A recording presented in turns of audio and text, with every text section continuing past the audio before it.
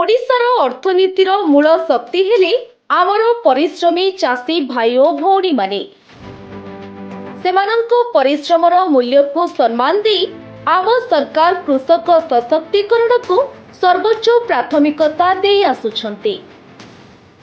2025-26 खरीफ धान संग्रह रे ओडिशा गढ़ी नुआ इतिहास।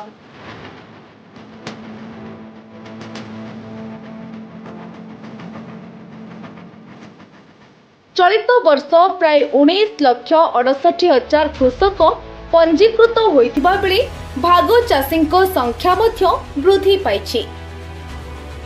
केवल एतिकी नुहे 77,48,083 मेट्रिक टन धान संग्रह सहित अन्नदातांको आय को आहुरी वृद्धि करिछि। 23,984.79 कोटी टंका एमएसपी एवं इनपुट सहायता सीधा सड़क कृषकों बैंक खाता को पहुंचाई सेमानंको आर्थिक सुरक्षा सुनिश्चित करा जायछि।